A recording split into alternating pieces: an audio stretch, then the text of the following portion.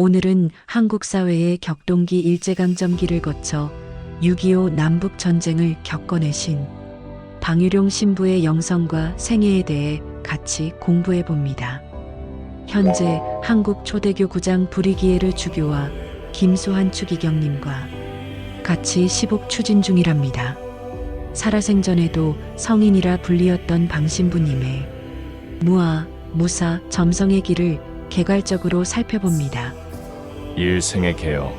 1914년에 출생하여 85년에 선종하심 방유룡 안드레아 신부님은 한국 천주교의 중요한 영적 지도자이며 수도자, 영성가로서 깊은 발자취를 남긴 인물입니다. 그는 1914년 평안남도 강서에서 출생하였으며 어릴 적부터 경건한 신앙 분위기 속에서 성장합니다. 일제강점기와 6.25 전쟁이라는 격변의 시대를 거치며 그는 오직 하느님께 삶을 바치며 수도자의 길, 사목자의 길, 그리고 무엇보다 무아의 삶을 걸었습니다.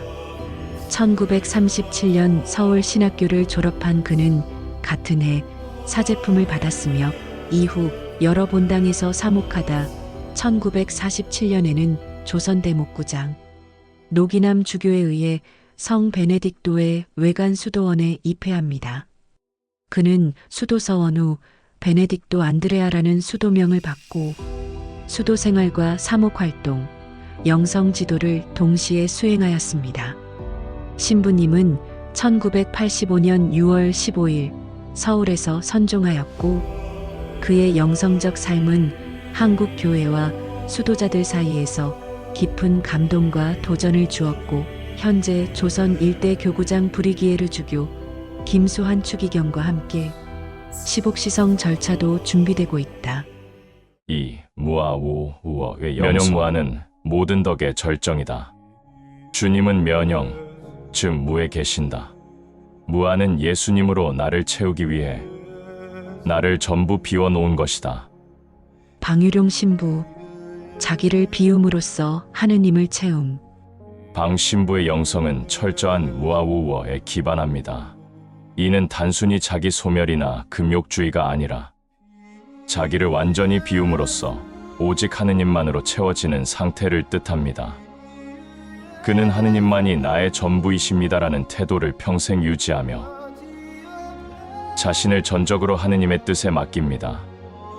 무아의 영성은 예수 그리스도의 삶, 특히 겟세마니 동산과 십자가 위에 자기 비움에서 본받은 것이며 방 신부는 기도 중에 받은 깨달음을 이렇게 표현합니다.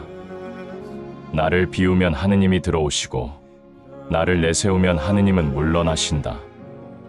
무아는 참된 하느님 사랑의 시작이다.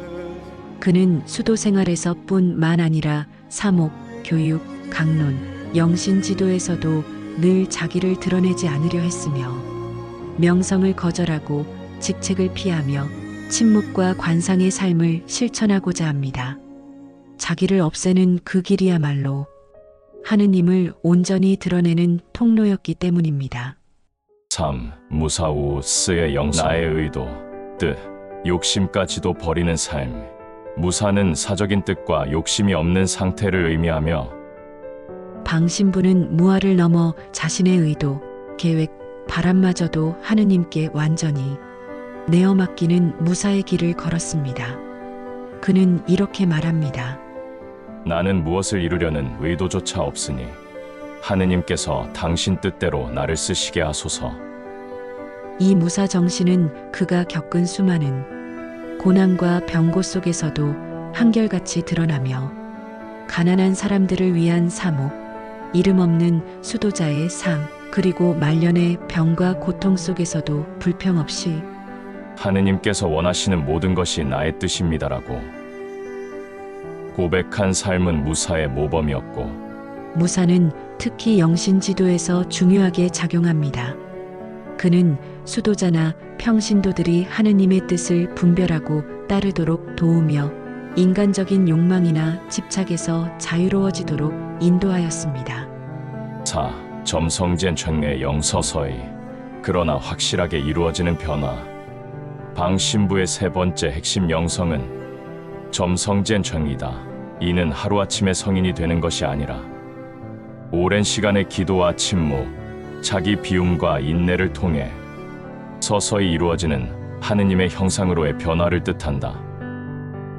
그는 성화는 과정이며 여정이라고 강조했다. 따라서 급진적 변화보다는 꾸준한 기도, 규칙적인 삶, 반복적인 묵상, 사소한 희생을 통해 조금씩 하느님 안에서 변화해가는 삶을 중요하게 여겼다. 점성은 현대 사회의 조급함과 성공 중심, 사고방식에 대한 대안적 영성이며, 방신부는 수도생활뿐 아니라 일상에서 하느님을 만나는 법, 즉 평범한 삶 안에서 성화를 이루는 길을 제시합니다. 이 점성 영성은 많은 수도자들과 평신도들이 자신의 느린 성장에도 좌절하지 않고 신앙 여정의 의미를 되새기게 하는 힘이 되었었습니다. 5점. 그의 대표적 실천과 글. 방유룡 신부는 많은 글을 남기지는 않았지만 그의 강론과 피정치도, 영성, 세미나 내용은 제자들을 통해 문서화되었고 일부는 출판되었다. 대표적인 저작으로는 다음과 같은 내용들이 전해진다. 무아의 길, 자기를 완전히 비우는 여정을 묵상 중심으로 풀어낸 영성 서적. 하느님의 뜻을 따르는 삶, 무사 영성을 실천적으로 설명한 피정 강의록. 점성의 신비 하느님께서 천천히 인간 안에서 어떻게 일하시는지를 설명한 묵상집. 그의 언행은 침묵과 단순함의 미학으로 가득 차 있습니다. 말보다는 삶으로 가르쳤고 지시보다는 기도로 이끌었다. 6시복 시성의 준비. 방유룡 신부는 한국 교회 안에서 이미 살아있는 성인이라는 평가를 받아왔다. 그의 선종 이후 많은 수도자들과 신자들이 그의 삶과 영성을 기리며 시복시성 절차를 준비해왔다. 현재 외관성 베네딕토 수도회와 일부 신자들은 그의 시복 추진을 위해 생애 정리, 증언 수집, 기적 사례 조사 등의 과정을 밟고 있고, 특히 무아, 무사, 점성이라는 그의 고유한 영성은 현대 가톨릭 신앙인들이 직면한 실존적 문제에 대한 깊은 해답을 주기에 시복이 실현될 경우 한국 교회뿐 아니라 전 세계 교회에도 깊은 영적 자산이 될 것으로 평가된다. 시복 추진 과정의 핵심 요소는 다음과 같다. 생애 자료 정리 일기, 서한, 증언 수집, 영성적 영향 조사 제자, 수도자, 피정 참가자들의 증언, 기적 사례 탐구, 그의 전구로 인한 치유 사례 보고, 교구 차원의 시복 청원 준비. 7. 현대적 의미와 영향. 방 신부의 영성은 특히 오늘날과 같은 자기과시, 성과 중심의 시대에 커다란 도전을 준다.